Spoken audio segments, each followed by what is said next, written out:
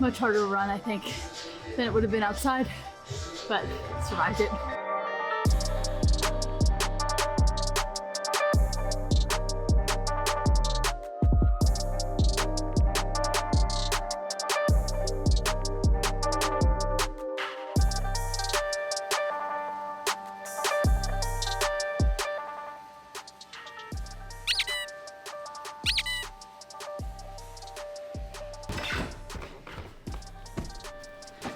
Good morning, heading to the gym, and today we're doing something that happens pretty much every May in the CrossFit space, and that is some Murph Prep. Now it is, a couple days into May, and so far I have done pretty much no Murph Prep, other than just CrossFitting, which is general physical preparedness, so that is something, but I haven't actually prepared for Murph at all.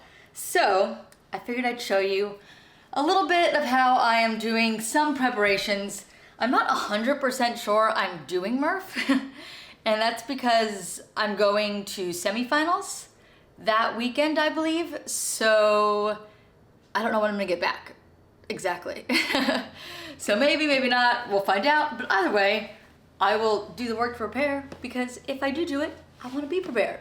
So I got my vest and about to head over to the gym to do some prep, and I'll show you how I'm doing that and give you guys some ideas of how you can prepare if you're looking for some workouts to get ready for Murph. I just figured out I have a new vest last night. So I've had this shell of this vest since Wadapalooza 2022, so since January of 2022. I got this vest for Murph in 2021 and wore it last year, even though I had this shell, but I didn't have plates for this one. I had to order plates. By the time I thought about it, plates were too hard to get. Turns out this one's plates could come out, and I put them in here. So I'm pretty excited for that, because this, if you can tell, is a little bit narrower than this vest. Maybe I can put them on top of each other.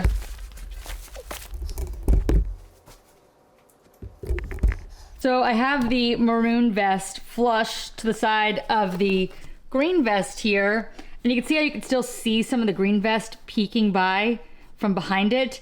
It's because that vest is so wide, it would scrape the insides of my arms. I think I have video of that from last year. Scrape up the inside of my arm with the vest. Oh, there, you see it there. So I'm hoping this new narrower vest will help avoid that today.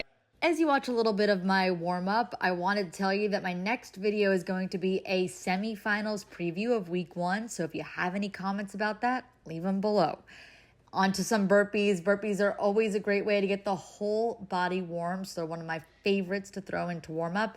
And then here are some bottoms-up squats, which are a huge challenge. It's only my second week doing them, but I think they're gonna help me with some of my weaknesses in the squat, which is the bottom of it and gaining tension at the bottom, especially if I've lost that tension.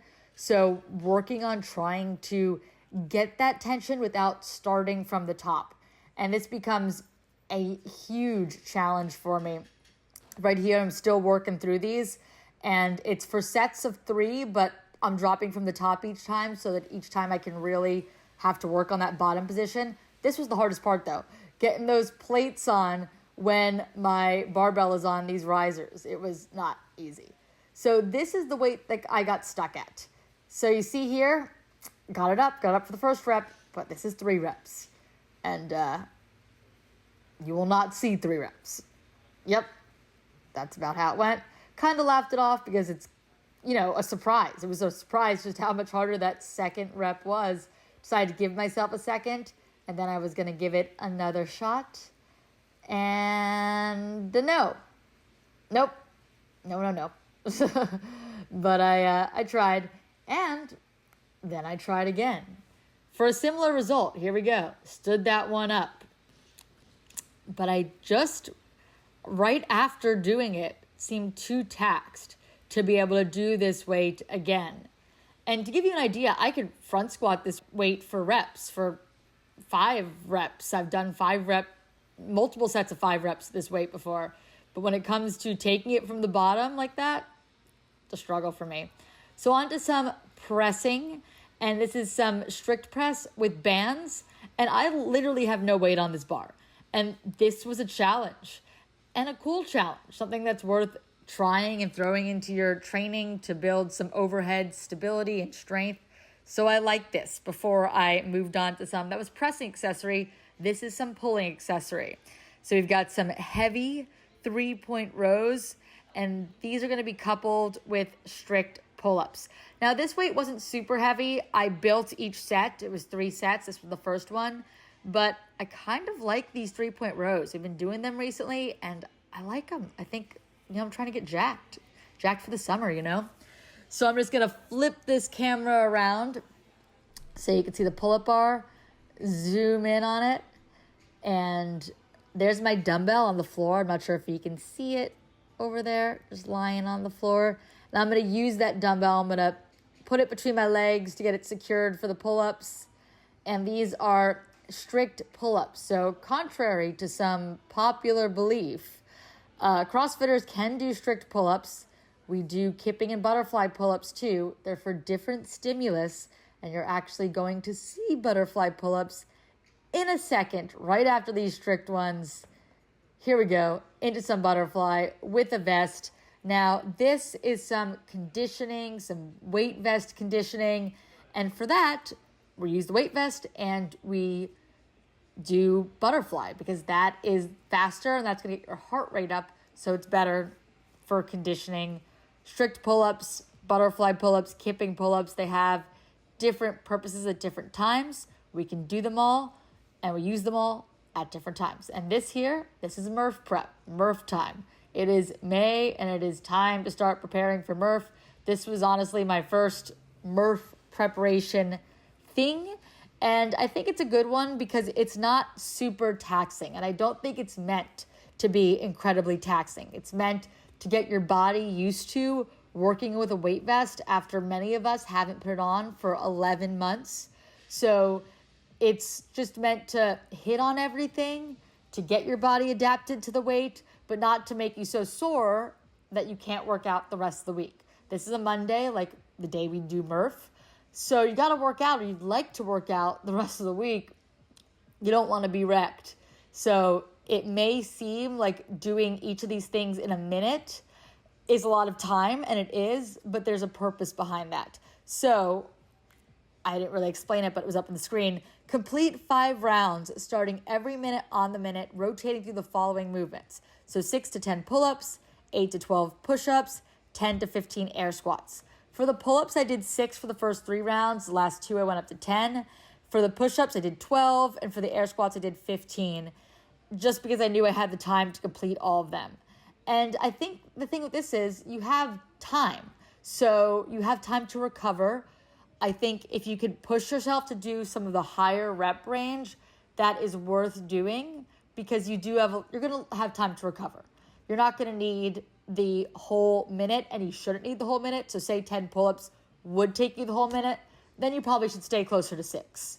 But if it's not, you should push yourself to do the more reps because you're going to have time to recover.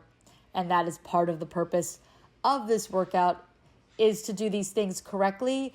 And it gives you an opportunity to work on having the best form and meeting of movement standards as you can possible, because you have the time to do that and to sort of get those good habits ingrained in you so that when it does come Murph at the end of the month, you'll be ready for it and you'll be ready to do it correctly. If you haven't noticed, I sped up these last 4 rounds because it's kind of a long time, and I don't think we need to watch me do all the rounds and all the standing around, because it is, for me, it's about equal time of work to standing, maybe even a little bit more standing than work.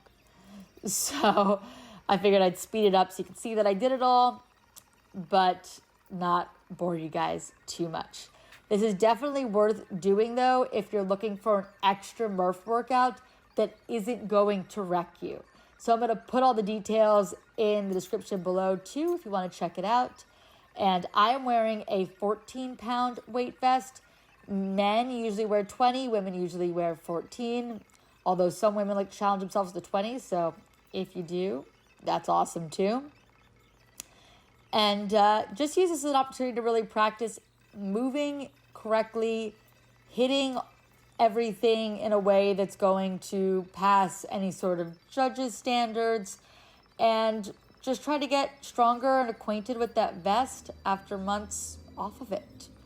And we do something after this that's going to get your heart rate up a little bit more than this did. Just finished the EMOM, not bad. Finished all of the pieces of it in less than 30 seconds at a time, so plenty of time to rest. And this vest did not scrape up my arms, so that's a win. Well, hi, Yvonne. And I have 1 mile for time on the assault runner with this vest, so we're gonna go walk over there and jump right on the assault runner and start that. So this is the second part, a 1 mile run for time with the weight vest on the assault runner, which is very, very different than running outside, and I think harder. So this is an option to do after that other part that I just showed you. That's gonna be hard. That was much harder to run, I think, than it would have been outside, but survived it. Long 10:43 in the vest. It was our first time on the assault runner in the vest, so that was different and definitely harder than without the vest. Back in the car, very sweaty after that run, but it was a good run, feel good afterwards, even though it was, you know, different than running outside and different because I had a 14-pound vest on, but it was definitely fun and a good way to start training for Murph because nothing was too taxing or going to really cause you to struggle. So I like that. It was a good start to Murph Prep. I will probably do Murph. It's a little bit more difficult with my schedule, but most likely I will be doing Murph.